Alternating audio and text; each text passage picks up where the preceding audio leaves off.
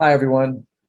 My name is Jason Miller. I'm a doctor of acupuncture and Chinese medicine, and I've been presenting here at Medicines from the Earth for over a decade now. And I'm so thankful for this community and for this incredible repository of educational information about botanical medicine and so many conditions that we're able to help people with. A little bit about me. I practice out of my clinic in in Ashland, Oregon, called Jade Mountain Medicine. I do some acupuncture and body work with people, but most of the time I'm working as a consultant, as a caregiver for people with chronic disease, oftentimes with cancer. So most of my work focuses on the care of patients with chronic disease, and I work in a very collaborative way with other providers, clinicians, oncologists, hematologists, primary care doctors, et cetera. And we build a team to really come together to help patients through some of these most challenging health issues that people face. Today, I'm going to talk to you about a topic that's very interesting to me: essence, autophagy, and hormesis in aging and longevity. And I put a picture here for you to look at of a bristlecone pine. You've probably seen the bristlecone pines in some of the nature videos that have come out in recent years, describing some of the most long-lived organisms on Earth. And this one, Pinus longeva, the oldest one in the world, not that this picture is that one, but the oldest one is thought to be more than 4,800 years old. So, the oldest living known individual of any species. And what's really interesting about this tree, and you can see just how kind of gnarled and twisted and just, how intense it looks. It's just this incredibly beautiful, kind of like almost this struggling, or like this image of just the difficulty, the challenges of life. And I think that's what this really represents to me, is that this species does exceptionally well in harsh environments. It's just really good at digging in to places where other plants just can't even grow, like in really rocky soils and areas where there's really almost no rainfall, and only thing that they're growing out of is dolomitic soils, just like an anhydrous carbonate mineral that they just dig into and just grow and just hold on. And then they just live in that extremely stressful environment. But with that, they develop this incredibly powerful stress response. And that's one of the big concepts here: hormesis and autophagy. Like the hormesis, especially, that ability to overcome stresses and be stronger through it. And interestingly enough, that this species, if you put it into a garden or a potted plant, they do terrible. They get root rot really quickly, and they succumb really quickly to all kinds of disease.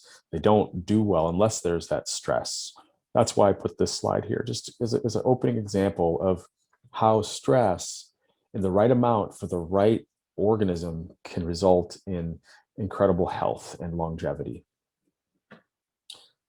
So there are a lot of theories about aging, and it's a common human conversation piece, right? It's our mortality makes us think often about why we age, and what is life, and what is it about, and why don't we live forever, and why do we die, and all those kind of things. And so people have been obviously studying this thoroughly and in depth for long time, hundreds of years, and probably thinking about it much longer than that. But there's a couple of main sort of theoretical standpoints that different camps are in. And there's two primary branches. One is that there are programmed theories, and the other is that there's these damage theories. And the program theories really imply that aging has like a biological timetable. It's some kind of a synchronous process where there's changes in gene expression that affect the systems that are responsible for maintenance and repair and for defense. And then things break down based on that sort of time clock. And then there's the damage theories, or the error theories, that put more emphasis on like environmental insults, environmental assaults, the dissipative forces of the universe on our bodies that induces this cumulative damage that builds up, that causes the aging. And of course, there's probably some combination of the two, right? That there's this combination of there's a program, right? Like we've gotten sort of a certain entity, a vehicle to move in. It has a certain amount of capacity, but then it's also facing a world, an ecological network that it's interfacing with, and a stress that it's responding to, and an environment that's responding back to it. And so there's probably a nice weave in there. And when you look at the things I put up here, like, gerontology, the study of aging, wear and tear, just breakdown over time, there's lots of damages accumulating, free radical damage. We're going to look at the free radical theory, enzyme depletion, the breakdown of our enzymes, the things we need to convert one molecule to another to make things work in our bodies, accumulated genetic error, where there's just errors that occur. And so that's due to damage, and some of that's due to epigenetics, some of that's due to genetics, and so there's a lot of different pieces here, and it involves a broad range of doctrines and study fields like genetics, chemistry, physiology, behavior and mood, psychology, that all get involved in the aging process. And I also want to mention the metabolic model of aging, because I think this one has a lot of pertinence to where we see health and medicine today. And the metabolic model of aging and stress maladaptation is really the concept that through the metabolic process, we're constantly generating a little bit of waste, a little bit of byproduct that is costing us over time. And we're slowly breaking down because we can't adapt and quench those off-gassing, those byproducts, those radicals we're producing effectively over time. And we'll go through that further as we look at this talk, but that maladaptation and that breakdown of the metabolic cleanliness, efficiency, really loss of efficiency. I'll just say that when you look at the kind of the programmed longevity theories, there's the endocrine therapy or theory, which talks about changes in the hormones, and that's a big part of it, but there's a lot of pieces that underlie the hormones and the hormone deficiency. And we'll talk about this in detail, but I don't want to get too deep into hormones in this lecture. And then there's also the immunological theory, which is that the immune system is programmed genetically to decline over time, leaving people susceptible to disease. So these are kind of the, these sort of big concepts that people are holding about why we age. I want to mention something that's really interesting. Metabolism and lifespan have been shown to be inversely connected, right? So, this association between the heart rate and survival, and really the metabolic rate. So the smaller the animal, the faster the metabolic rate, and then the shorter the lifespan. And then you've got some kind of really interesting things like outliers that are in here. Obviously, this chart on the right, I pulled from this article in Cardiology, but I don't think that the ages are very accurate here. A lot of whales live a lot longer than that. A lot of, elephants live 70, 80 years. I've looked at a lot of different sources that have varying life expectancy. But interestingly enough, the bowhead whale, which is a very specific type of whale, has had species that were thought to be living, or individuals, I should say, that have been living over 200 years. And there's something to be said there about that long, slow heart rate and being in the deep cold and how that affects life and longevity. So this discussion really starts out with the kidney network. And this is a concept. It's not the kidney organ you think of, as that kind of kidney bean shaped organ in our bodies, but it's the network that surrounds it and all the functional aspects of that organ network and what it does in the body. And it's connected to a spiritual, emotional component. It has a chemical component, it has a physical and physiological and neurological components. And Chinese medicine has always looked at the kidney as really the source of what we call the congenital essence, meaning that the kidneys store the sort of pre-material that we make ourselves out of every day. And that's this concept of essence, that we have a certain finite amount of essence that is formed at the moment of conception, where there's a congenital delivery of this essence in this, this incredible form, is that egg and the sperm make the zygote. And then you have this unfolding of that essence through the maturation, reproduction, and growth of the individual, all the way through to full grown life, maturation, and then all the way through to the end of life. And that essence, there's a finite amount. And essence, of course, as a kind of pre-material, something so fine and so intangible that it can't really be felt, it is there to make us. And the things it makes most intimately are the blood, the bone marrow, the brain, and the neuroendocrine system. In Chinese medicine, the brain is considered a sea of marrow. And so those are very essential substances that are deeply connected to the store of essence. And so when there's depletions in those different areas, we always think back to essence. Okay. And one of the things that's really interesting about the Chinese medicine perspective is that the emotion associated with the kidney is the emotion of fear. And where we come from and where we go, what are on the outsides of this life experience, right? What's before birth and what's after death is unknown to us. And we often have a lot of fear about it. We don't really know what life is. We don't really know what death is. It's a very interesting thing. Alan Watts has a piece where he talks about imagining waking up after never having gone to sleep. Think about that for a minute. And then, imagine going to sleep after never having been awake. And the idea being that there is nothing before or after that you're cognitively aware of.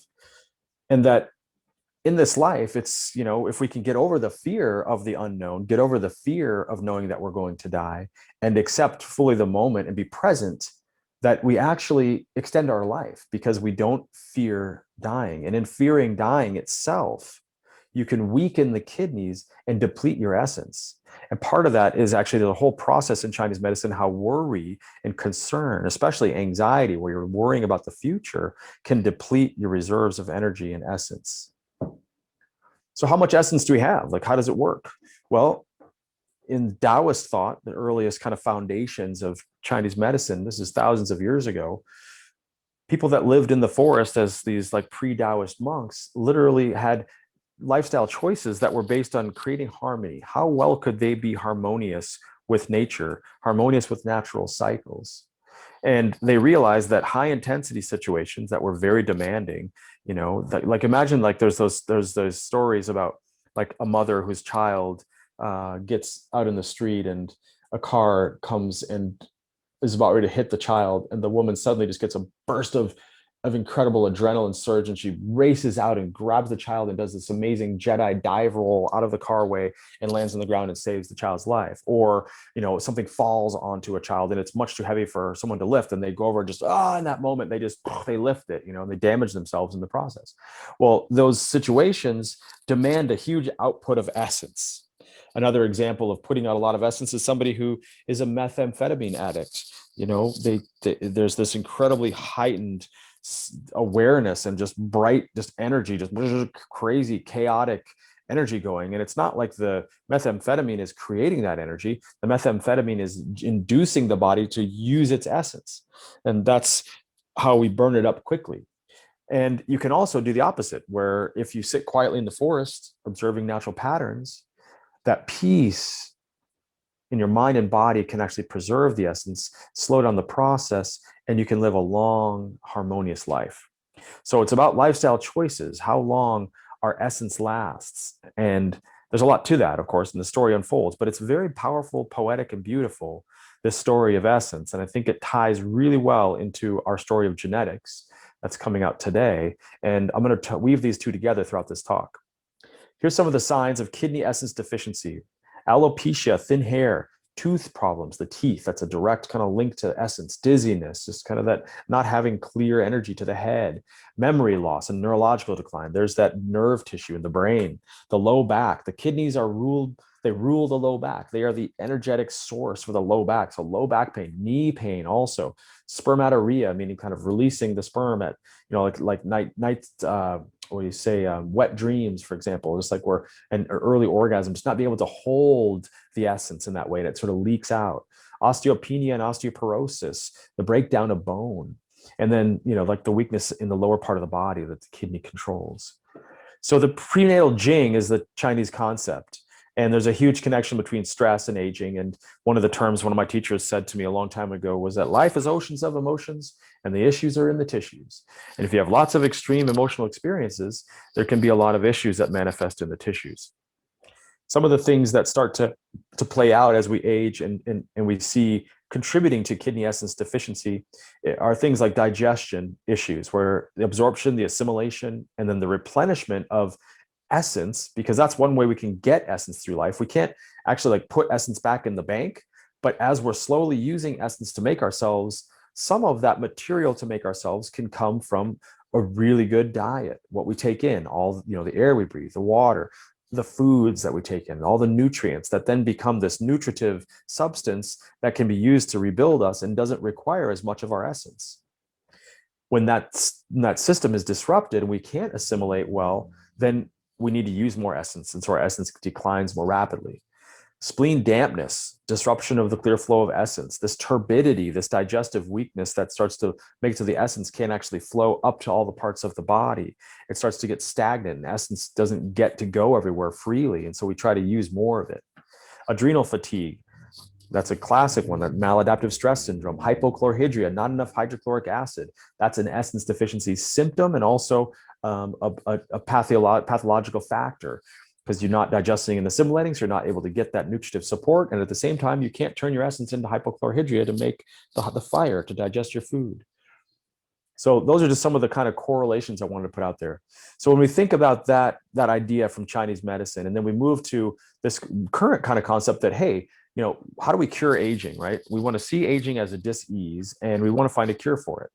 And the question is, why is there no cure? Well, in Chinese medicine, there's a finite amount of essence, right? Well, that's, something that's just, there's a certain amount. Could you cure it? No, but could you extend that? Could you enhance how much essence we get from the ecosystem, how much we're able to use and maintain ourselves from without using our essence? Yeah. Could we inhibit the needs, the outputs that require our essence? Absolutely. And so we could extend our lives, definitely. But is aging a disease? No, it's a natural part of life. So why do we age? There's no simple question. I gave you some of the theories. We're going to go into some more detail here. But I think that there's an important component of it. I think that there's a spiritual aspect to this whole process that's really important. And I think that living, being born, going through life and then dying is part of a spiritual path. And it's really important for us to experience all of it. And that if we started to think about ourselves as being immortal, like suddenly you don't die, how can I not die? Which is really, that's a major hallmark of cancer. Just I'm not gonna give back. I want it more for me. I'm important enough to I need to keep on going, right? Then there's just life. And if there was just life, there wouldn't be death. And if there isn't death, is life really life? And that's the question I always ask myself.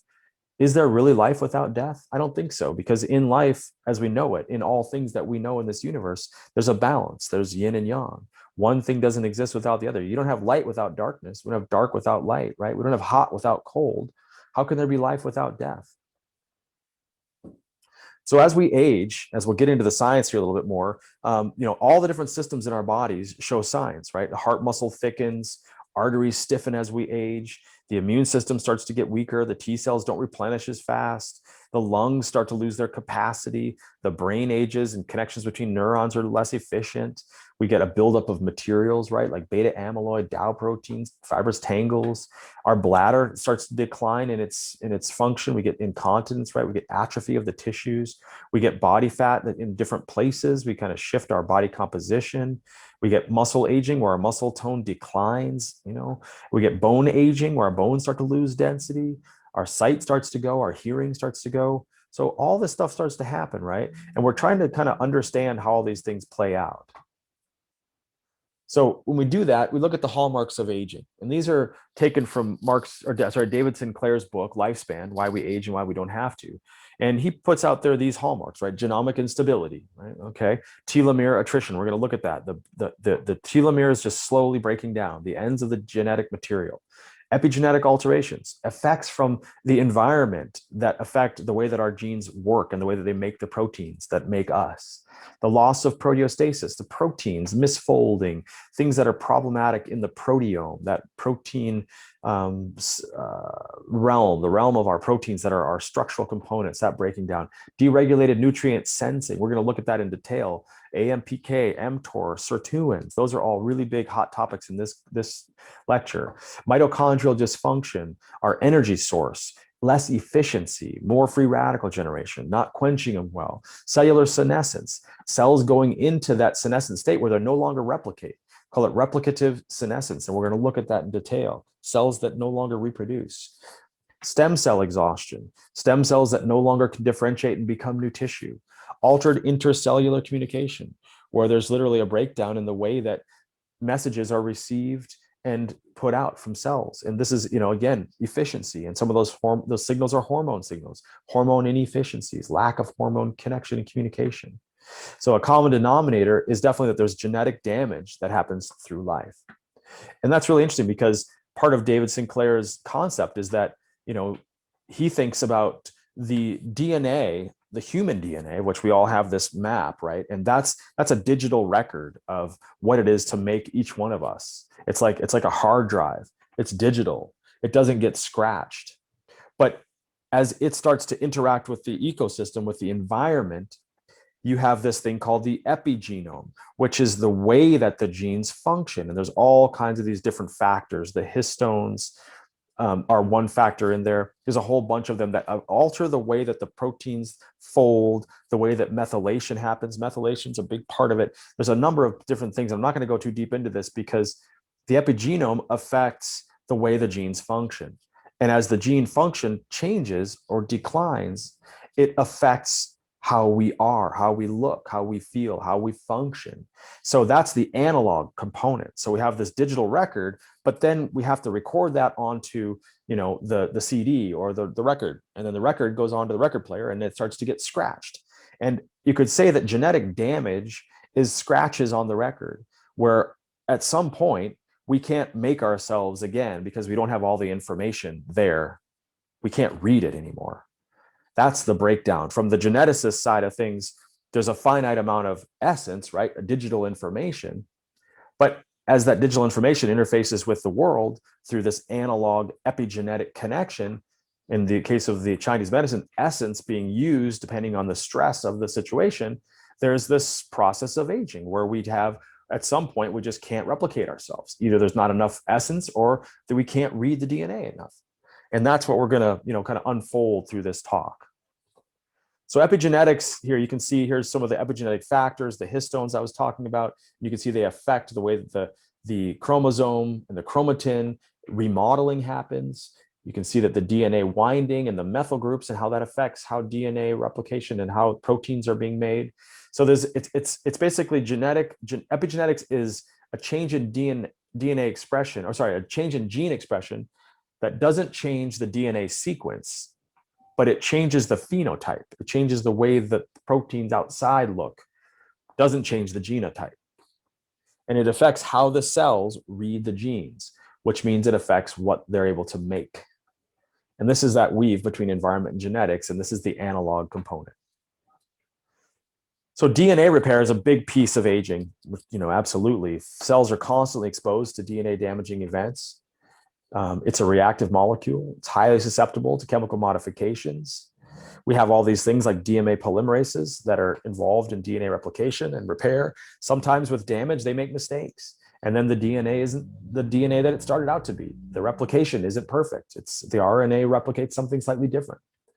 And then we have all these mechanisms that are there to reduce DNA damage. We have repair mechanisms, and we have cell cycle checkpoints to try and prevent damages from getting through from those errors to show up in the phenotype. But invariably, it's a breakdown, and they do show up. I talked about cell senescence. We talked about senescence being aging, and of course, as we age, our cells are aging.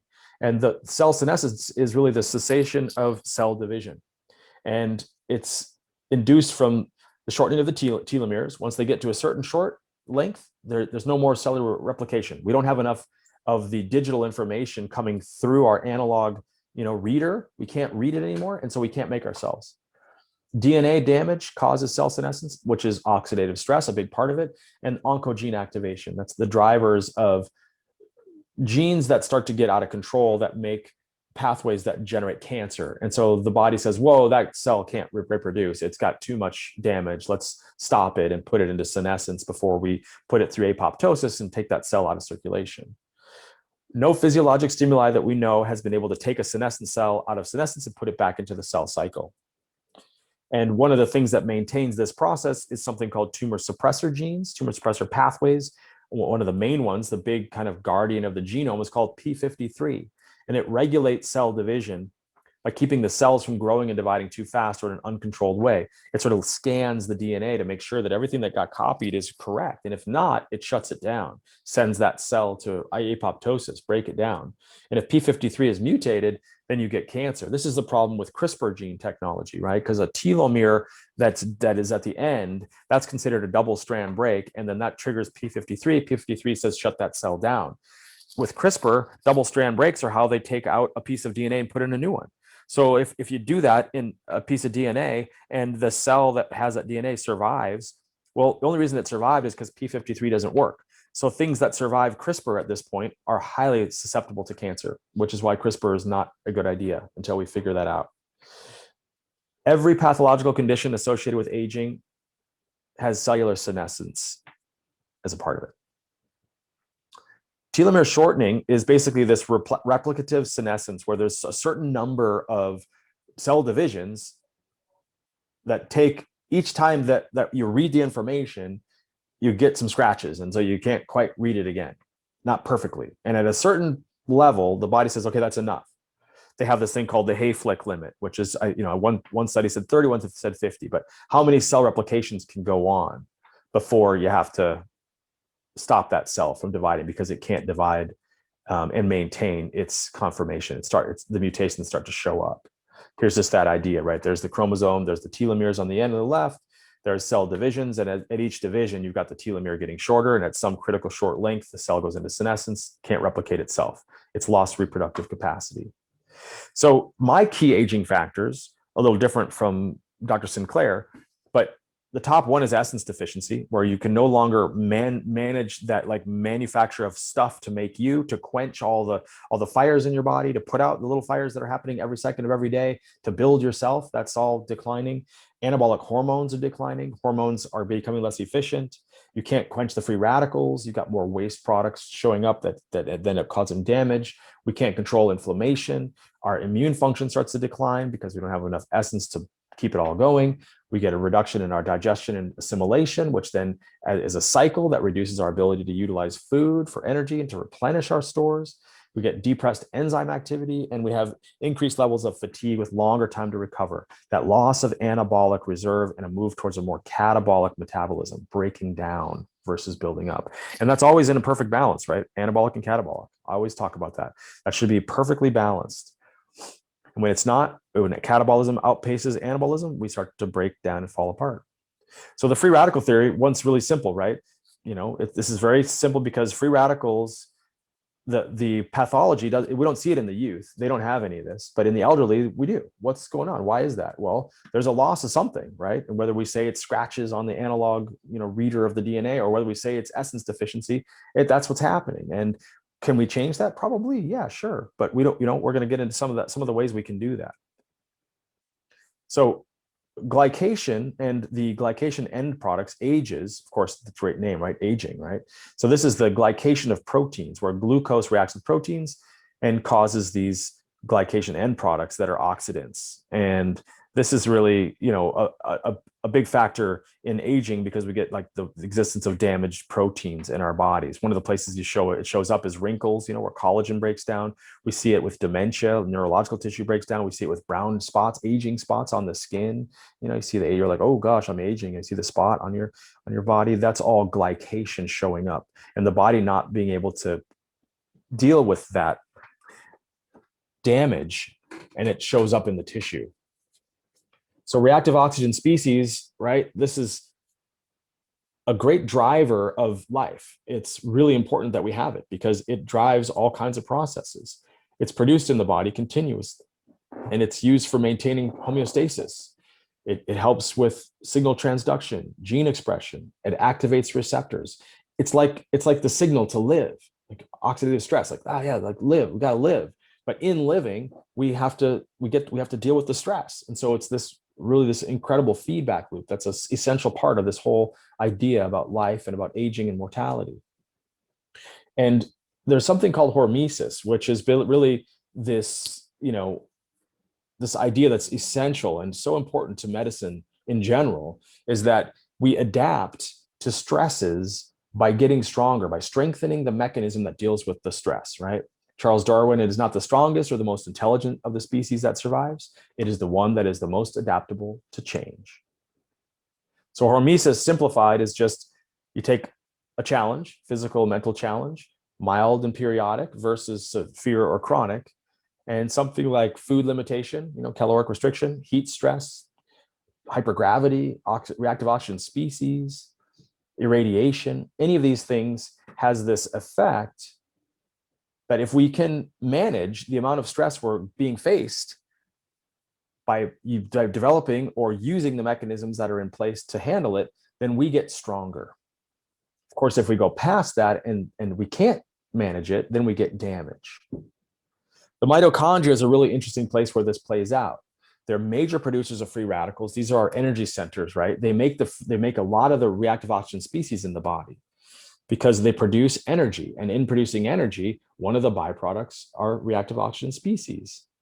And so when you think about the neuroendocrine theory of aging, which I didn't talk about, which is kind of involves the HPA axis, and it's kind of woven in with that metabolic maladaptation theory, and then also with the free radical theory, that's kind of like what's going on with how the mitochondria are a central piece of it, because the mitochondria, as they lose their efficiency, the damage starts to accrue, and that damage gets into the DNA. The electron transport chain, this incredibly elegant, beautifully and efficient system that our cells gather energy, right? This is cellular respiration. I just want a quick review here. You don't have to know any of this stuff, but I just want you to just see it. But through this process there, you see we go from glycolysis through the citric acid cycle over to oxidative phosphorylation, oxidative, right? And electron transport. That process is extremely effective and efficient for making energy. But there's a little bit of a cost because we're always producing just a little bit of superoxide. And the superoxide gets generated through little inefficiencies in our little engines. Like if we had little, these are like little combustion chambers, and those no chamber in the world, no combustion is perfect. There's always a little bit of a byproduct. And so with that byproduct, we have different layers of insulation that we use to quench or to contain that little fire, right? That little byproduct. And so the superoxide is a very highly reactive molecule. So we have something called superoxide dismutase, which immediately neutralizes the superoxide by converting it into oxygen, hydrogen peroxide, and water. Now, the hydrogen peroxide is still a little bit of an issue because it is an oxidant also. So we have a secondary insulation, another mechanism called glutathione peroxidase, which I'm sure you're all familiar with, which glutathione then quenches the H2O2 radical, the peroxide, and turns it into water. And that's just this beautiful system whereby we handle the little inefficiencies in our system. And remember, I say little inefficiencies because we have this beautiful, elegant energy manufacture system that I am so impressed with and just love. And it's just not 100% efficient. So we have systems developed to maintain it. And this is how, this process, if we work with it, this is a place we can make some really big inroads into how we age.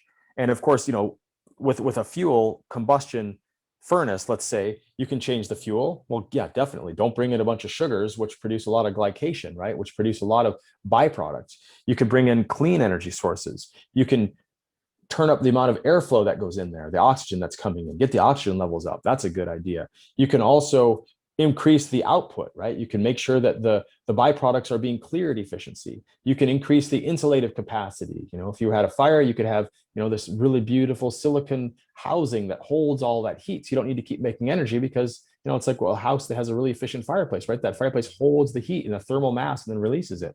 There's all these different kind of metaphors and analogies to me that are really important. And one of the things that's come up in modern science is this idea of mitohormesis. And mitohormesis is this hormetic capacity of the mitochondria, right? Where you have this redox antioxidant response, where you have reactive oxygen species, right? Which in high levels can cause damage, but at low levels improve the systemic defense mechanisms, inducing an adaptive response, meaning a little bit of it tells our body, oh, I need to make the system that quenches that. And as the body does that, it gets better and better at doing it. And by being better at doing it, it gets more efficient.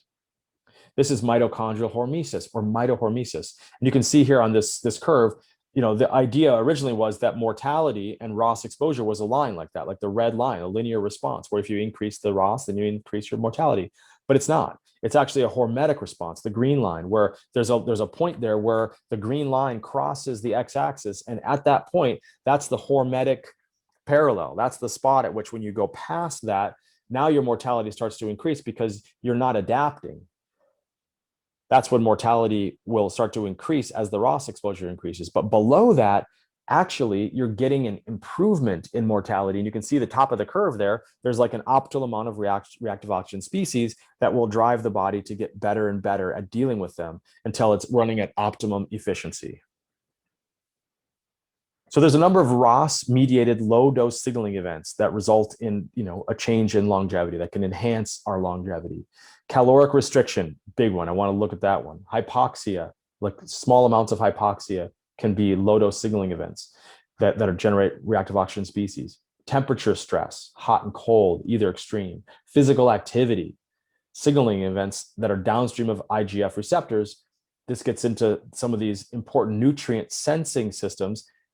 AMPK, that's adenosine monophosphate kinase. We're going to talk about that one in detail. And then mammalian targeted rapamycin, mTOR, or just TOR, targeted rapamycin. And then the sirtuins, we'll also talk about those because sirtuins and AMPK are conservative. They conserve the body, whereas mTOR is a growth pathway. And we're going to put those two in opposition and look at them and how we can alter them with these different low-dose signaling events to create hormesis that generates longevity. And what happens when we use these low-dose ROS signaling events? Well, we get a control of proteostasis. Like we said, that was one of the hallmarks, right? Proteins are stable. Unfolded protein response, which is really where we are responding to an accumulation of unfolded or misfolded proteins in the endoplasmic reticulum, and we're using systems to keep those things organized. Maintaining stem cells, and then resisting stress on many different levels. So how does mitohormesis work? Well, again, low levels activate transcription factors that mediate adaptive stress response, culminating in increased lifespan. You can see here, so there's the mitochondria, there are reactive oxygen species, there's a bunch of pathways, transcription pathways that get initiated. One there, hypoxia-inducible factors.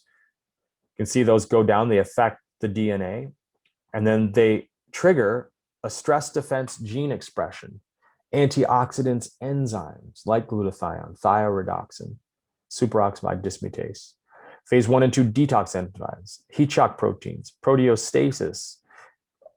All that stuff goes up, and then you get this increase in health and lifespan. It's all about, again, the right amount of a material. Everything is a medicine at the right dose and a poison when there's too much of it. And it's the same for events and stress. So I was talking about optimum function, and there's a dynamic range of function in the human body. And inside a dynamic range, the body functions really well in an optimal efficiency. And the adaptive capacity is really how big is that range. And the highest efficiency occurs in the middle, where there's optimal performance. And you can increase the performance capacity by increasing the dynamic range. And there's lots of ways to do that. We're going to look at how caloric restriction, how exercise, and how using plant compounds and a number of other tools can help increase that. Like adaptogens, for example, are great because they're all about stress resistance or stress response, right? So you increase the body's capacity to handle stresses of all kinds. And then you start to improve that dynamic range and you get more optimum efficiency. So what are some of the mild inducers of oxidative stress that we know about today? Moderate exercise. Gosh, you just can't say that enough. Every single patient that I talk to, moderate exercise. And we'll talk about what that means. Caloric restriction. I can't tell you how important that is. Every single patient. Consumption of polyphenols. It's just one class of incredibly powerful, wonderful plant compound. But, we are botanical medicine aficionados here. We love botanical medicine, and we know that medicine is in the earth, and medicine from the earth has all kinds of benefits for us. And it's not just about polyphenols, but these complex mixtures, these matrices that create an entourage effect of powerful enhancing health and life and longevity enhancing effects in the human body. All these things improve the innate capacity to protect the body from oxidative damage. They make the body better at dealing with stress, and they can ameliorate age-related physical decline. And we know for sure that caloric restriction does this. We know that moderate exercise does this. And we're now learning that plant compounds can as well. So just quickly about adaptation, modification of an organism or its parts that makes it more fit for existence, right? You can see this plant decides, yeah, well, there's some hard stuff here. I'm just going to find a way through it, and I'm going to keep connected to the soil, and I'm going to grow anyway. You find a way. Those adaptations can be conferred to others, to your offspring, etc. So allostasis is adaptation to stress over time, where you're organizing coordinated responses. You're doing things like, taking a little bit from here to take care of this over here. You're shifting things, you're adapting, you're changing your form to fit whatever stresses you're facing. And there's something called over-adaptation, where the body has to take too much from an area to handle a stress, and then that area suffers. And this is where you start to get into this, again, we've gotten past hormesis and we're into damage. Allostasis, adaptation over time. Adaptogens are great at enhancing that. So this is a couple of sumo wrestlers. And, the idea here is just that we've always been faced with times of nutrient scarcity and times when we had plenty. And adaptive processes have been developed to counter nutrient deprivation. And, sumo wrestlers can kind of use these mechanisms to help themselves gain more weight. And they do that by basically, manipulating our mTOR and SIRT-AMPK pathways, as we're going to go deep into, but they manipulate them by basically making rapid shifts between nutrient abundance, eating a whole lot for a few days, and then fasting for a few days, and then eating a whole bunch for a few days and fasting. And so when the body goes into that fasting state, the body goes into conservation mode. And then when you switch to nutrient abundance, the body's like, oh my gosh, there's going to be another fast coming. I better store a lot.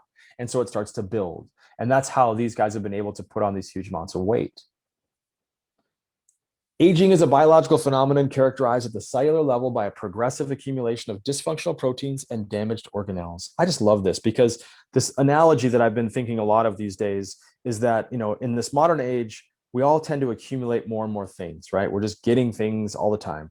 One time they were useful for us. And then as we got more things, newer things, the older things end up in our storage. They're in our garage, they're in our basement, they're in our attics, they're throughout our houses, they're in a storage unit. But they start filling up spaces that lead to congested and stagnant areas. It reduces our capacity to do things. If we want to move, for example, that's a big deal, right? We're trying to get all this stuff to try to move somewhere. If we want to find something, where is it? I don't know. It's in that massive boxes down there. It makes finding things that we're looking for really difficult. And we also have to maintain all these things. They start to break down. We've got to try to keep up with them so they don't fall apart and become defunct. And so one of the big concepts in this lecture is we're going to talk about autophagy. And the equivalent in this analogy is to go through your stuff. Get rid of everything you don't like to have a use for. Get rid of all the things that have become obsolete. Recycle them. Give them to people who could use them. If they've fallen into dysfunction, let's break them down. What's there? What can we use out of them? What do we need to get rid of? Clean out the basements, the attics, and the garages. Open up the spaces to create a free flow of energy, materials. There's all this potential recyclable and reusable stuff that's there. And then you have this free flow of energy in your house, in your life. And the parallel between your mind and the world around you is a really powerful one. So autophagy, and I call it adaptive autophagy here because autophagy is an adaptive response, where auto is self and phagy is digest. So autophagy or autophagy, right? Self-digestion. This is the central degradative process in cells. It's an adaptive response to different intracellular stresses, nutrient deprivation, pathogenic infections, protein misfolding, damage to any kind of organelle. Any of these things lead to the body to go, okay, I've got to eat myself and get rid of this stuff, or I need to start conserving because there's nothing coming in right now. So let's start to conserve what we have, and let's eat the stuff that isn't essential. That's what I'll start with. And that means anything that's broken, anything that's bad. And autophagic flux is the process by which autophagy is turning on and off, facilitating it or inhibiting it. And that's in, just like I said, with anabolic and catabolic, it's in a perfect balance so that it's just right. So there's just enough, because you can overeat yourself too.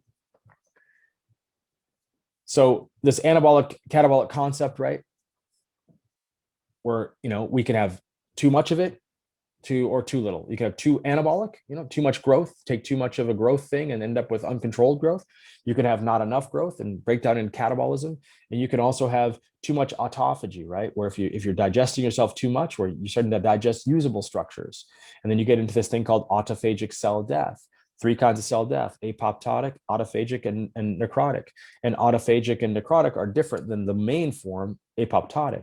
So we don't really want to go too deep into this, but we don't want to head into autophagic cell death unless there's a reason for it. But in general, we don't want to have too much self-digestion going on. And we also don't want to have too little, because then that damage builds up.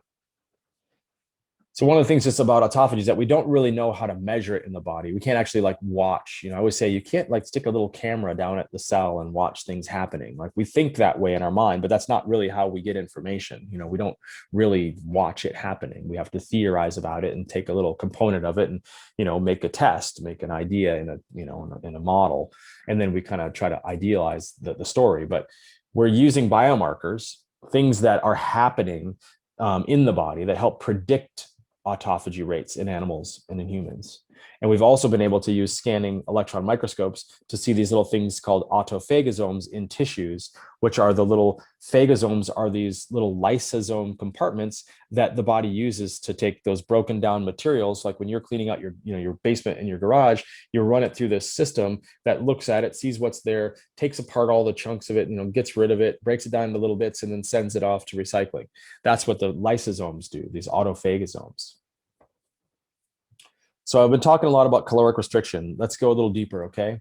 It's a sustained decrement in daily energy intake, right? Where you're not getting into malnutrition. And you got to make sure whenever you're dealing with caloric restriction in patients, you want to make sure that they're not in a state of catabolic malnutrition, right? But in general, we want to do 20 to 40% of caloric reduction in higher mammals. And we know through a lot of scientific inquiry that it's a promoter of lifespan. It's the only scientifically verified way to increase lifespan in animals at this time. We've looked at a lot of different things. Scientists are constantly looking for a way to increase lifespan. This is the one thing that has worked in animals.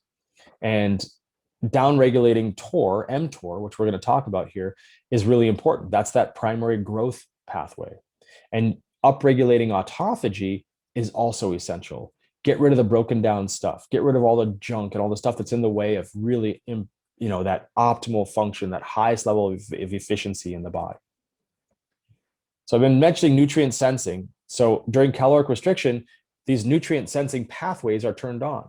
Adenosine monophosphate kinase, AMPK, and sirtuin, SIRT1 specifically. And these things inhibit mTOR during nutrient starvation or exercise. They are preservation mechanisms that say, oh, there's nothing coming in. Okay, turn down the growth pathways. Let's stop growing new us and reproducing us. And let's go back to holding what we got. Let's take the cells out of their growth cycles and put them into the resting cycles. That's what's happening. And they mediate the aging process through this integrated signaling network. So when we think about fasting and we think about the way that it works, just like with anything, you can do a lot of service to yourself doing it right, doing it proper, and to your patients. Juice fast, always great. I don't do sugar in the juice fast. I do things like celery and cucumber and greens and lemon and lime. And we do, radish and turmeric and ginger and all kinds of good things like that, spinach, whatever, depending on oxalates. But juices that are basically greens, and there's some nutrition there, lots of good nutrition, but not a lot of calories. That can be a nice way to go on a gentle fast for cleansing fasts, but that's not really going deep into, the kind of caloric restriction and the type of water fasting that can induce autophagy more rapidly. And when you get into water fasts, there's a long history there. And even, people doing 40-day fasts, people doing fasts in different cultures around the world, both a very spiritual experience and it's extremely healthy. When you clear out that spiritual aspect of yourself, when you clear out that desire for yourself to grow yourself, and you let that go and you just get comfortable with not having and giving back, then your whole body settles into being comfortable with that as well. And water fasts are really powerful. My big recommendation to most patients, especially cancer patients, is to do 1 day a week of a water fast. You just skip lunch and dinner 1 day, and then you get 24-hour fast. It's a beautiful way to go. And doing a three-day fast occasionally. And some people with a lot of diligence, they can do 2, 3, 4 week fasts, and have huge impact on their health and outcomes. The ketogenic diet's a really big thing that people talk about. We're shifting to a fat metabolism, and you're getting into something called ketosis, but it's really a different story, and it doesn't actually do all the same thing here as we're looking for with fasting. Fasting mimicking diets, intermittent fasting, this is a great way to go. It's a milder but nice way to cause the AMPK and sirtuin pathways to turn up and to inhibit mTOR. And you can do that just by either alternating days, or most of my patients, I'll just say, hey, put all your food intake to between a 6 and 8 hour period in the day. That gives you 16 to 18 hours when you're not eating, when you're in that fasting state, when your body's going, okay, I'm turning off the growth pathways and I'm going to go into the holding what I have and keeping ourselves resting in preservation mode, not just in growth, express, make more of me, but no, let's keep what we got. And prolonged fasting, like I mentioned, can be really effective, but you just need to do it with somebody who knows what they're doing. Keeping up your electrolyte levels is really important during prolonged fasts. And there's ways to do it and things to watch for. So here's just a nice little story, right? Here's caloric restriction. There's AMPK on the left and then TOR on the right. And you can see that with caloric restriction, you inhibit TOR and you induce autophagy. And you can see what happens in the different animals and the yeast there, right? 3 times the life. The worm, C. elegans, 2 to 3 times increased lifespan. The fly increased by twice. Mice, 30 to 50%. Primates, some improvements, but not really an increase in life. But humans, attenuated age-related pathologies and reduced risk for chronic disease. It's hard to study life outcomes in humans, from being born till death. I wonder how this would all play out if we, could really look at fasting in generations, but it's hard to do that. Here's just another look. Skeletal muscle contraction, exercise, and caloric restriction, increase in that AMP, increase in AMPK and SIRT1, inhibition of TOR, increased autophagy. That's the balance that we're looking for. So I've been talking a lot about mTOR, so I'm just going to lay it out for you. It's the mammalian target of rapamycin. It was basically discovered because on the island of Rapa Nui, Easter Island, they discovered a bacteria that makes this certain compound called rapamycin. And through the research on that molecule, it was shown to be a really powerful inhibitor of this growth pathway in cells. And they named the growth pathway mTOR after the material, the target of rapamycin. And it was originally used as a way to inhibit graft versus host disease in organ transplants because it had such a powerful effect on the immune system by inhibiting mTOR.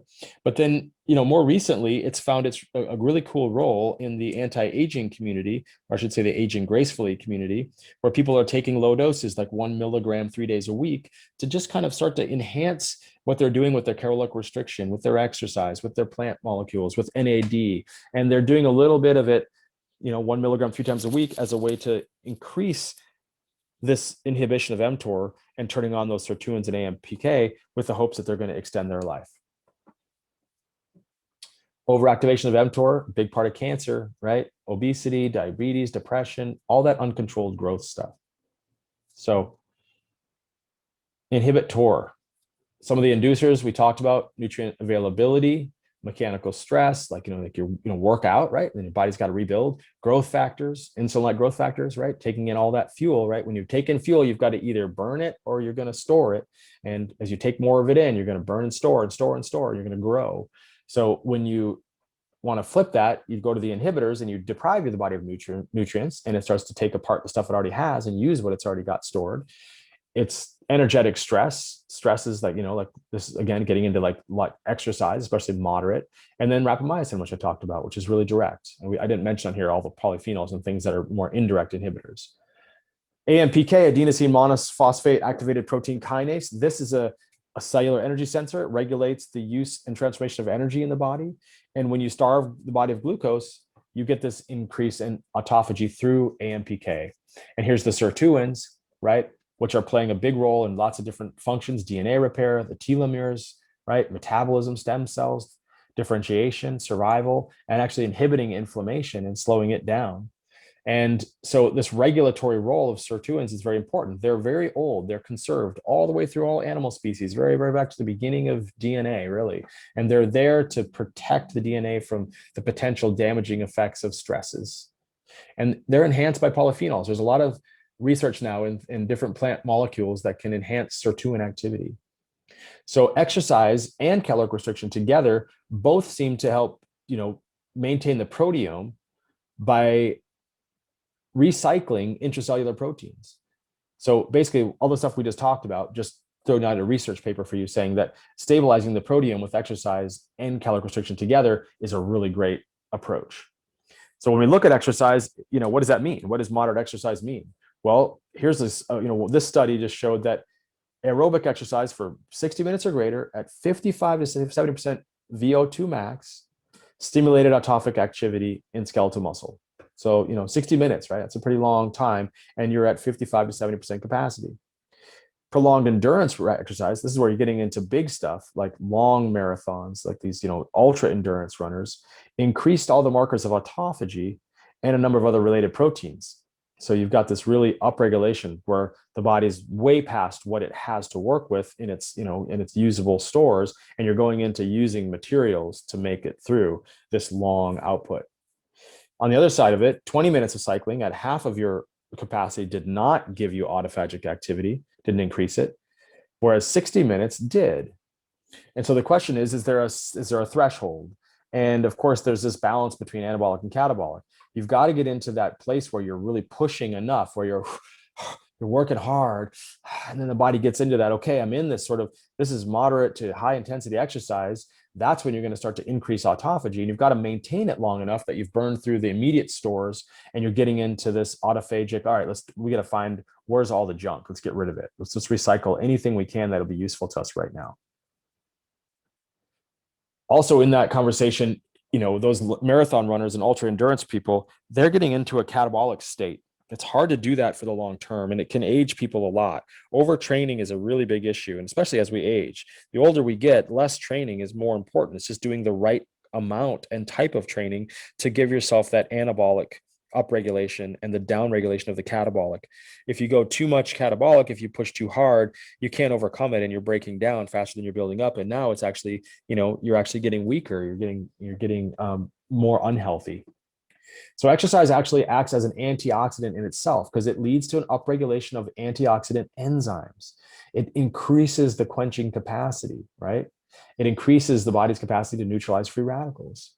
And so that increase in ROS during exercise is thought to be the primary signal for the adaptive effect on mitochondrial biogenesis, the making of new mitochondria. It's a signal. The ROS itself, generating it in a healthy way, is a signal to build new growth. It's like having a fire. A fire can rage through and just destroy everything. Or in nature, fires come through oftentimes and they just sort of take out all the things that need to be taken out, and then growth comes up and everything grows fresh and new and green.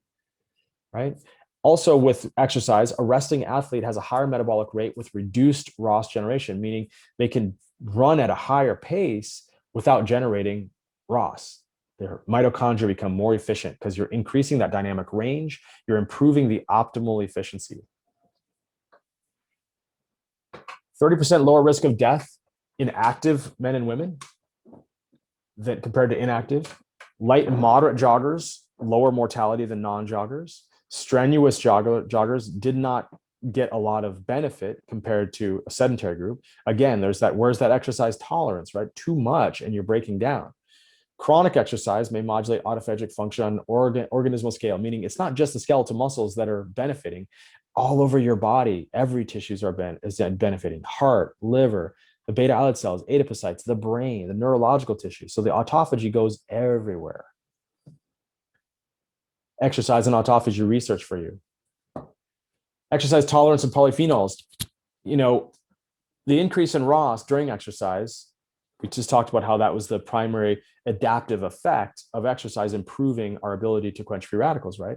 Well, you get this higher energy output and you get this reduced ROS with the amount of energy that you're making with exercise. And now we've shown that in mice, at least, and I'm quite a big proponent of the belief that with polyphenols in humans, we'll see the same thing, but the polyphenols increased their exercise duration and improve their ability to produce the ROS quenching response. So when you combine the polyphenols with exercise, you're improving the body's ability to build those mechanisms of repair, to build those mechanisms of resistance. So keep it up. And that's why you got to keep up with the exercise, keep up with the polyphenols every day. It's not just like take some here or do a little bit there. No, it's every day, all day. Keep doing it. Keep in that space of health and generating healthy systems.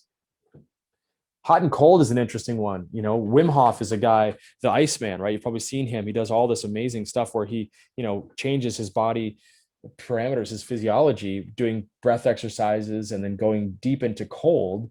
And, one of the things that's come up with the cryotherapy movement is showing that, cryotherapy, putting you in cold for a few minutes, increases AMPK and also downregulates mTOR and improves that preservation, right? So Finnish saunas go the other way. They're the ones that heat up your body. You go in there, you get hot, you're sweating, you're in there, you go in to do the cold plunge, you come back in. All these things are mild stressors that are at that low level that induce a little bit of that reactive oxygen species, that little bit of stress that your body then adapts to effectively, and then you get healthier. So neurocognitive decline is a really interesting one. And this is a feng shui device there on the right. And the concept, wind and water, really looks at our outer environment, the home, our land, and how it reflects our minds, right? And how if we're filling our spaces with things that are unuseful, that are just not organized, they're not well put together, we start to see the same thing in our minds and in our cells, right? So we've got to remove stagnation from our lives, remove it from our bodies. And the analogy goes right to Alzheimer's disease and beta amyloid, right? And the Tau proteins and the fibrous tangles, which is the stagnation that builds up in our brains, right? It's like in our brain, there's all this stuff. We have to get rid of the stuff. Autophagy, that's how we do it. Contrary to current dogma, food restriction causes a rapid and profound upregulation of autophagy in the brain. People didn't think that was possible. They thought it happened in skeletal muscle, but no, it happens everywhere. It happens in the brain. So modulating autophagy is that's really what it's all about for us with this aging thing. Keeping our hormesis fundamentals so we don't give ourselves too much stress that it outpaces our hormetic capacity, keep it within our adaptive range, and modulate autophagy to ensure the balance in our bodies. Now, we know that botanical medicines have a lot of modulatory and regulatory effects in the body rather than inducing or inhibiting physiological processes, right? And autophagic flux is very complex and it needs helpers. It needs botanical medicine to help be pleiotropic. They're multitaskers. They'll work with the body to get it working in an autophagic flux that is balanced, an anabolic and catabolic relationship that is balanced, so the body can maintain that optimum efficiency. Whereas, this kind of the excitement around finding this autophagy and its connection to aging and AMPK and sirtuins, like all these pharmaceutical drug companies are trying to find specific molecules that are single molecule, single target agents that will either induce or inhibit autophagy. And I think that's kind of a dangerous game.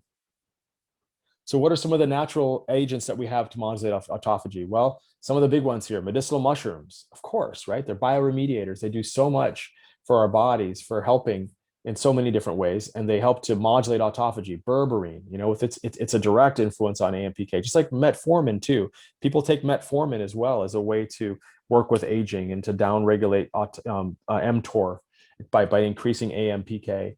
Sulforaphane, that's the isothiocyanate from the broccoli sprouts and wasabi, rhizome, the cabbages, the sulforaphane, great one to help with autophagy. Alpha-lipoic acid, hinokiol from magnolia, ginger, CoQ10, quercetin, vitamin D, vitamin K2, and acetyl L-carnitine. All these are researched agents that can help with the autophagy effect. And some of them work in the sugar realm, some of them work in other physiological areas. Stress response is also a big one. Like all the adaptogens we're going to see are really helpful as well.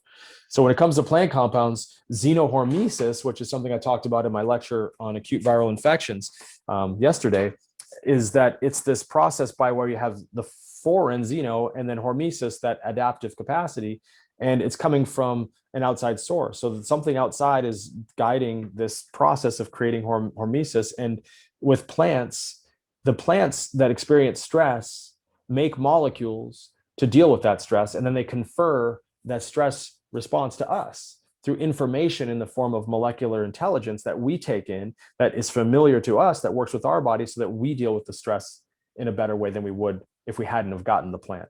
The plants give us signaling cues about environmental conditions. Environmental toxins are a big part of the whole breakdown of the DNA, right? The scratches on the records. It's a big part of the breakdown of our essence, the detoxification networks falling apart. So plants are also facing the same environmental conditions, even viruses. They work with viruses. They inhibit viruses from getting out of one cell. They'll impart that information to all the cells across the plant. Those molecules that conveyed that are in the plant. We take them in, it does that in our bodies. So it's really powerful stuff. And it's a big thing, for me in medicine, is understanding that the plants have this xenohormetic role to play that's way beyond anything that I ever really realized until I understood it in more recent years with these concepts of hormesis, xenohormesis, signaling the signaling cues between species. So polyphenols are the compounds I want to talk about because they have the most data on them around their effects in autophagy and in aging. And they're basically just characterized by these big phenolic rings with hydroxyl groups. It's the largest class of bioactive compounds present in plants. More than 8,000 compounds have been identified so far. Bathing the body in polyphenols for health, it's one of my fundamental principles. If you just keep bathing the body in polyphenols, I'm going to give you a nice long list of polyphenol-rich plants to look at and foods. Epidemiological studies have repeatedly shown an inverse association between the risk of chronic human disease and the consumption of a diet rich in polyphenols. Data's out. What do? Well, they've got pleiotropic effects, meaning, again, they've got effects across multiple systems, all kinds of different actions, right? They're multitaskers. They provide protection against oxidative byproducts of the body's metabolic processes. They tune the body's adaptive response to stressors, right? They're primarily acting as adaptogens. What does that mean? It helps the body to adapt. They're working to help the body to adapt. They're not actually going out there scavenging the free radicals. This whole idea of like the antioxidants, that's not what these are. These plant polyphenols are actually inducers of a very mild amount of reactive oxidative stress, while at the same time enhancing the body's capacity to respond to that signal by getting stronger and making a stronger response, just like we talked about with exercise and caloric restriction. They do this as well. They're helping the adaptive capacity. They're improving the dynamic range, okay? Here's some of my polyphenol all-stars. And of course, there's a lot more than this, but there's the big ones, right? Resveratrol from Polygonum cuspidatum, from grapeseed and skin, pterostilbene, Pterocarpus marsupium. We've got the curcuminoids, the catechins from green tea, the berries, they're anthocyanidins, ursolic acid from sage, carnosic acid from sage, rosemary, the hinokiol and magnolol from magnolia, oleuropein from olive oil. We've got so many different things in here. I'm not going to go through them all, but this list is there for you. All of these are amazing polyphenol all-stars that really do help in many ways to conserve our bodies by enhancing our capacity to scavenge free radicals and to be better at preventing the breakdown of all those different hallmarks of aging we saw. Regulating genes, all the things that it all ties back to the same mechanisms. Here's a couple medicines I want to pull out, kind of big superstars: the turmeric and the curcumin, its metabolites, Camellia sinensis tea with the epigallocatechin gallate, the resveratrol and pterostilbene, and then scutellaria with its berberine, orodonin, and bicolin molecules. Okay, these are really special. Turmeric, curcumin. I just want to say too, there's all this hype out there about, take the curcuminoids and, put them in this kind of oil. We prepared it with this water soluble, this and that, and the other. I just want to let you guys know there's a lot of data out there showing that, from the initial studies that said, curcumin must be really hard to absorb because we didn't see curcumin in the bloodstream. Well, it's because there's this thing called the metabolome, and the metabolome is this interaction between the microbes and the things we take in, and the microbes, they metabolize the materials before they're going into our bodies. And what we find is that there's all kinds of downstream metabolites from things like curcuminoids that are what end up in the bloodstream. And until we understand what those are and how to measure them, we're really not even accurately discussing what what's the benefit of curcumin? And this whole idea that curcumin wasn't getting in the body, I know it's just not true. It's not real. Even Dr. Agarwal, kind of one of the kind of, fathers of curcumin research in this country, when I talked to him at a conference years ago, he was like, no, I think turmeric itself is the way to go. Take the whole plant, take the whole, powdered turmeric. And I use that with my patients almost, exclusively. It's also much cheaper. But I think there are ways to enhance it, black pepper, fatty acids, coconut oil, whatever kind of fatty oils is really good. And that's traditional foods, right? Just like curry, but you can take higher doses of it and it induces AMPK. It's very neuroprotective. It's an anti-amyloid. And, it's got all this kind of both antioxidant and pro-oxidant properties that are related to more autophagy and activating cell death and protecting the body from defects. Curcumin research.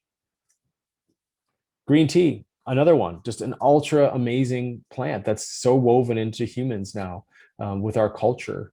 Epigallocatechin gallate, right? Promotes cell survival by shifting the balance of mTOR and AMPK, pushing it towards AMPK. Inhibits pro-survival autophagy in cancer.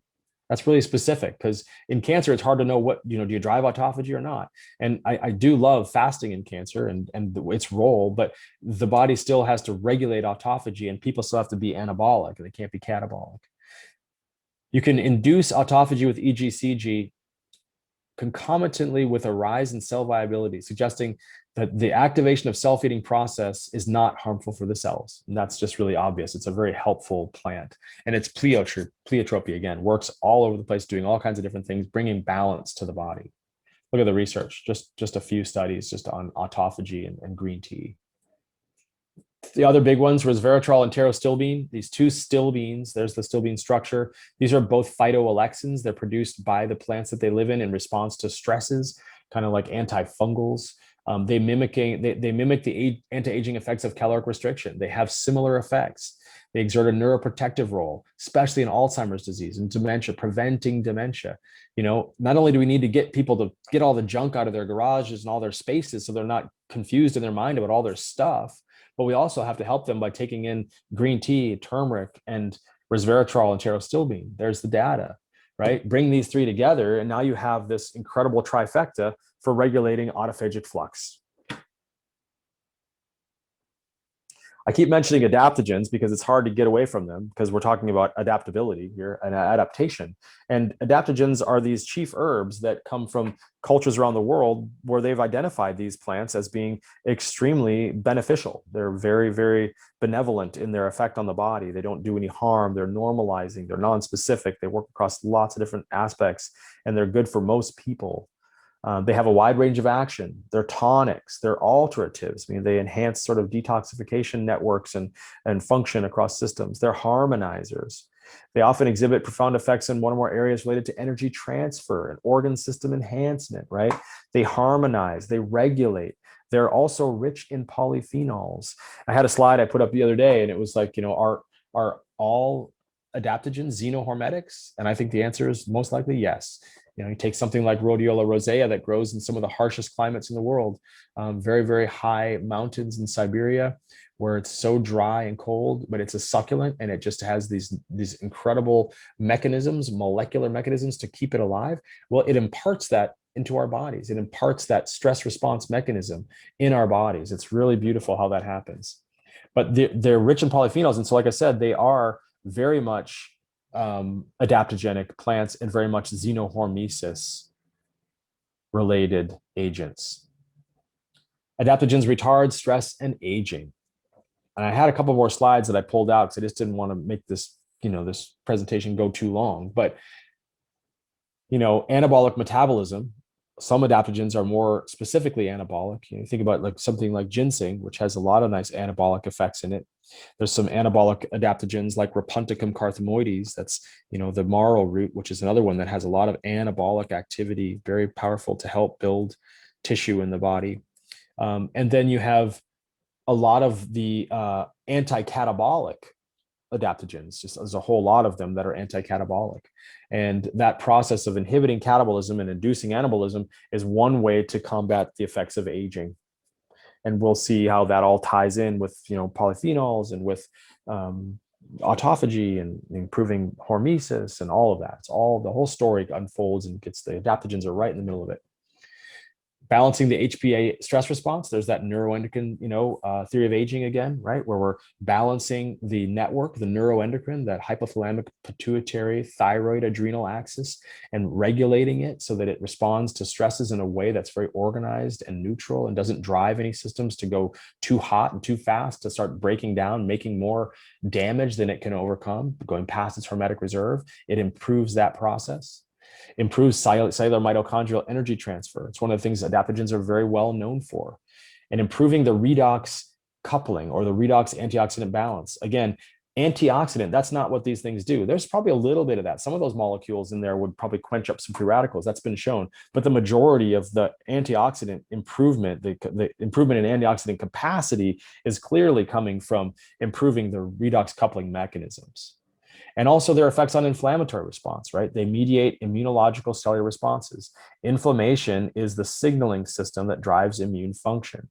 So when, we're in this concept that aging involves a decline in immune function, part of that is that aging has a decline in the hormone efficiency, which is a decline in DHEA and cortisol and our steroids. So we're not turning down inflammation. So inflammation is going out of control. The immune signaling is off and the whole system's breaking down. So you've got to keep going back to the root. And if we go back to that central neuroendocrine system, to the adrenals, to the kidneys, to that central kind of foundational place where everything's coming out of the essence, we keep trying to get that place strengthened. That's what's breaking down. And if we can get that place nourished, we'll have more energy extending out into all of the tissues of the body and maintaining health and longevity. Other things that adaptogens, are great at is, preventing fatigue, improving oxygen uptake, supporting endocrine system. They improve learning, memory, and mood. They can regulate blood sugar levels. They protect the organs. There's all this, hepatoprotective, renoprotective effects. They're anti-toxic. They improve detoxification networks. So they're just kind of like, they're perfectly suited to this anti-aging, or I should say aging gracefully campaign. Some of the main compounds that we're talking about here, the triterpenes, phytosterols, phytoectosteroids, like in the repunticum, very anabolic compounds, the fatty acids, the flavonoids, and the lignans. They're all these compounds are part of the network, not just the polyphenols, but putting them all together, we get this really beautiful normalizing effect across the body, across the systems. If you think about things like the pine seed and sea buckthorn, which are rich in the fatty acids, they've got lots of other molecules in there that are very protective. The flavonoids coming from the dark berries, green tea, like a plant like Vitex, it's rich in flavonoids, like very protective. The lignans from things like burdock and flax, some vegetables, they have the lignans that are also very protective and very adaptogenic. And so all these things work together to create that matrix effect. And when you look at some of those top plant compounds that are these xenohormetic, adaptogenic, hormesis and autophagy inducing agents, these are some of the biggest ones, some of my favorite ones: Panax ginseng, ashwagandha, eleuthero, astragalus, rhodiola, schizandra, and then holy basil in here too, just as a nice kind of companion to all of this with its triterpenes. All of these do a great job of really helping the body in all the different ways we just talked about. So I want to take a couple of these plants and look at them a little more specifically. Like ginseng is one of those plants that just has so much incredible data, so much history, and it's a primary adaptogen. It's a chief herb, and it's a Taoist herb of longevity. One of the things that it's been known to do in Chinese medicine is tonify this thing called the source qi. And it's the only material we know that does this. And it's this incredible, unique weave of the ginsenosides and the other molecules together in that matrix that act on basically the transfer of essence into qi, where essence is becoming the kinetic form in the body, right at that kind of kidney spot where we've been talking about. That's where ginseng works. I mean, it does a lot of things, but it's one of its like really special actions. Like I said, no other herb does that, to create that source qi enhancement, so deep and profoundly anabolic and supportive. And of course, the saponins, the ginsenosides, are the active components. You want to make sure that it's got a high content of those to make sure that it's of good quality. And the spleen and the digestive center and then the kidney, that source of essence, that's where it really works. It's not an essence tonic, but it goes right to that place where the essence is becoming what it's going to be. So American ginseng is another one for some people who can't take the heat of Panax ginseng. And of course, you can always use the white ginseng, which is not quite as warm, but the red Korean ginseng, the Panax ginseng, can be a little warming for some people. And so the American ginseng is a little less heating, but has similar capacities, just like the ginseng. It's very insulin trophic. It normalizes blood sugar, helps with the quenching of free radicals, improves brainstem activities, improves circulation in the brain. It's neuroprotective, improves memory and learning. And these are the kind of things that you got to take them every day. As far as aging goes and maintaining our minds through this whole process, you do all the lifestyle stuff we've been talking about, but take these adaptogens every day. Schisandra, another one that's right up there. The 5-flavor fruit has all the 5 flavors that we think about in Chinese medicine. Nourishes and astringes the essence. Very few things can astringe the essence and kind of give the body some essence. It doesn't really give it essence, but it holds the essence that you have. And I put a little list of some other essence astringing plants just so that we would have those. It's a really nice adaptogen, inhibits cerebral oxidative damage. There's tons of data on Schisandra for its protective capacity in the liver, for its protective capacity in the brain.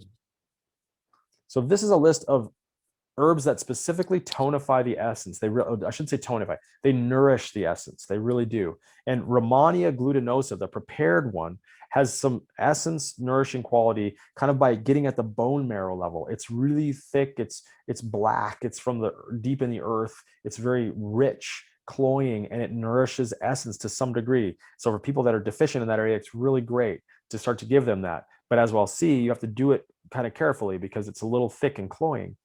Hushu Wu, I'm going to talk about specifically because it's so well documented and well historically used to promote essence and to promote longevity. There's all kinds of great stories about it.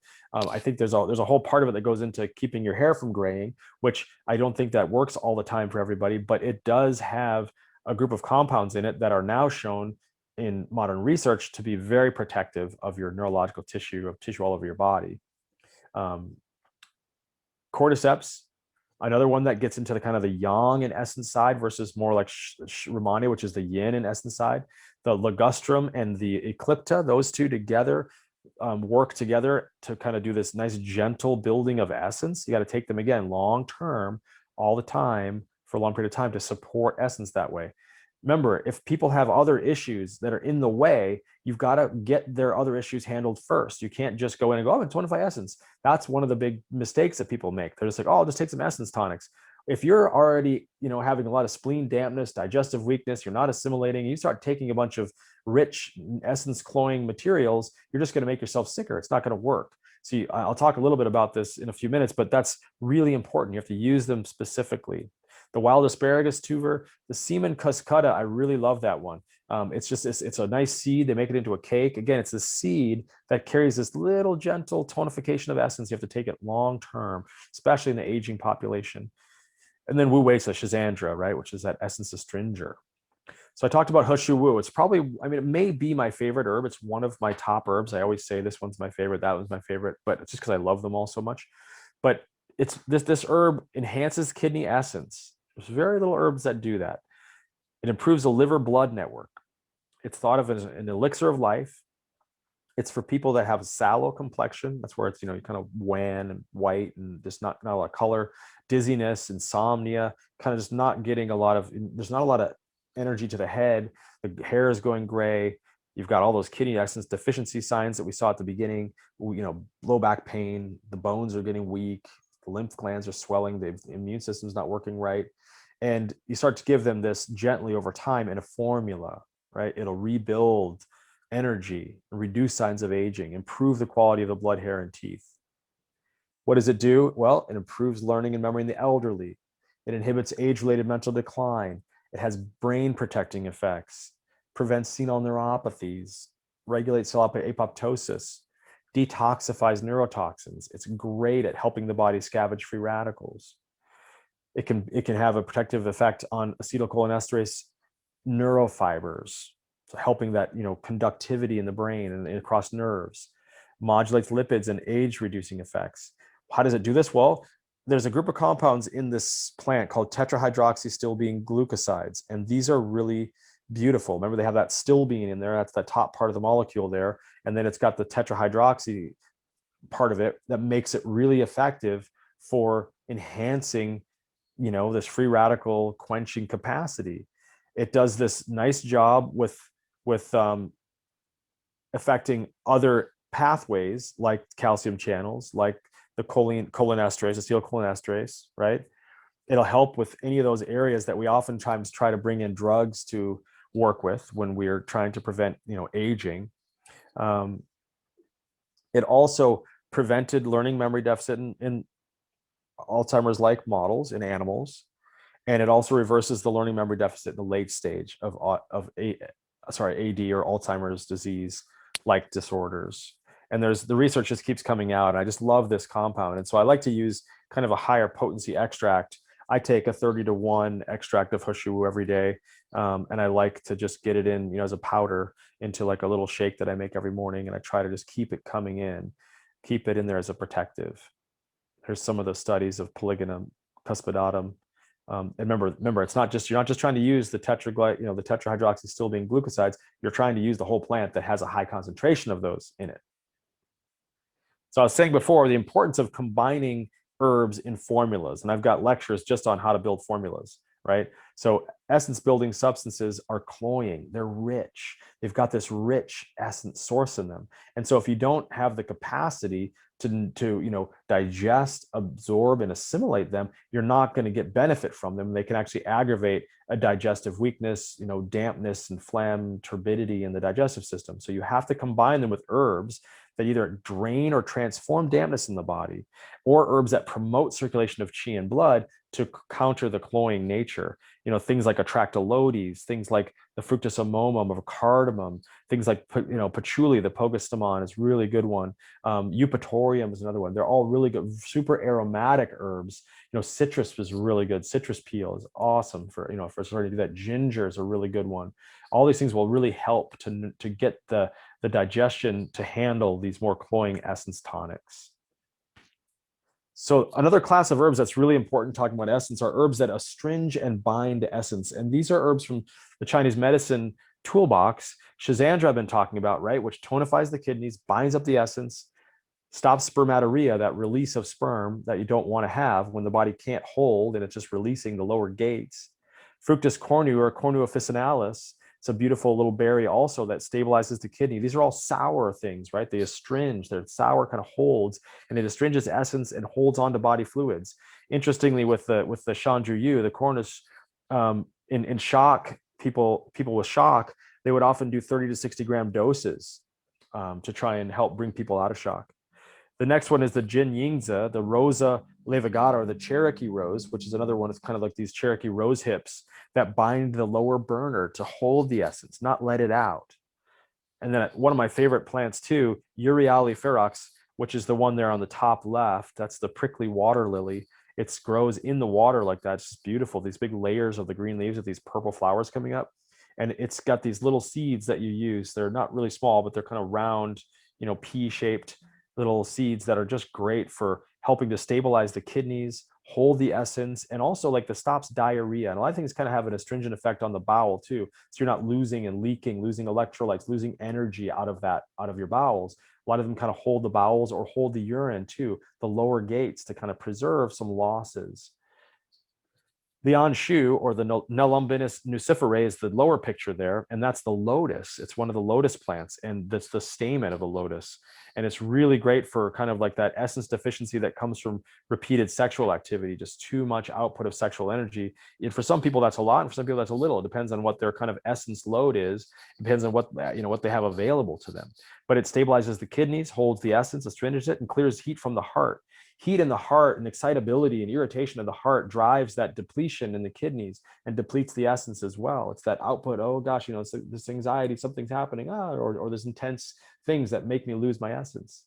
Soralia is another one, and that one also, Bugujur, it's really good. Again, it kind of stabilizes the essence, astringes the urine, and holds the bowels a little bit, strengthens the yang. And a lot of times with very aged people, when the kind of yang is collapsing and there's low essence to make yang and make materials, what happens is the bowels start to fall, and it's called cock's crow diarrhea. First thing in the morning, wake up, gotta have a diarrhea bowel movement. That's what all these herbs are really great in that context.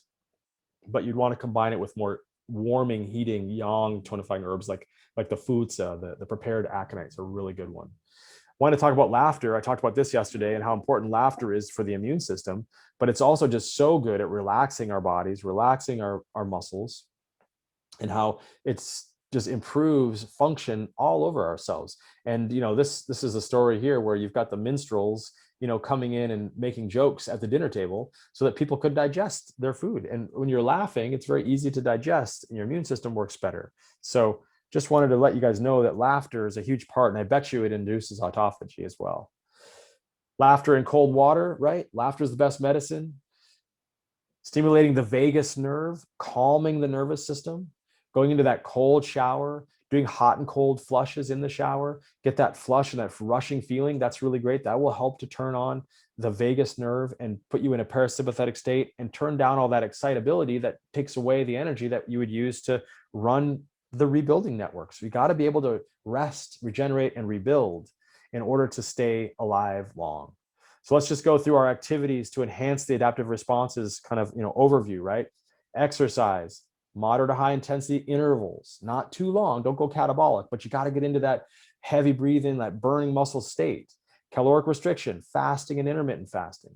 Slow breathing techniques, slow it down. There's some great data on 3 to 6 breaths per minute. Just slow your breath down like that.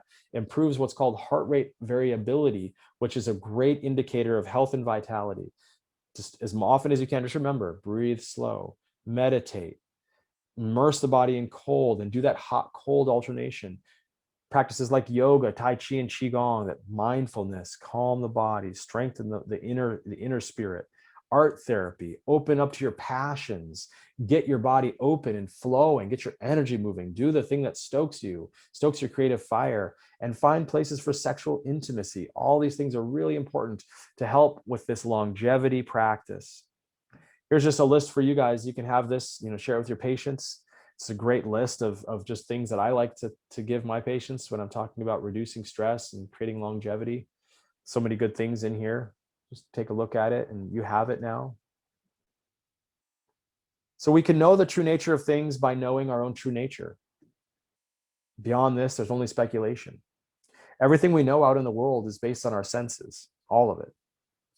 But outside of all of that, the exploration of the outer world, there's an inner knowingness, there's an inner place where when the mind is calm, when the thoughts are quiet, when we're just sitting in that place of stillness. It can also be in the place of being in the zone, doing the thing you love to do. But in that place, there's a knowingness of ourselves. And I think that's the place where we have a real sense of trust and truth. But beyond that, we're out here speculating about what it all is. It sure is fun, though. And remember, what you leave behind is not what is engraved in stone monuments, but what is woven into the lives of others. I don't think that we should be trying to find a way to not die, people, everybody. I think we should be finding a way to live gracefully. And I think we should be happy to give back. Everything gives back and returns to the source in this universe. And giving back is a beautiful thing. And recognizing our role and our part in the cycle of nature is so important. And I just think it's part of a bigger sickness that we have, that we would want to live forever. I'm happy if I can live for longer, as long as I'm living well. It's all about quality, not so much quantity.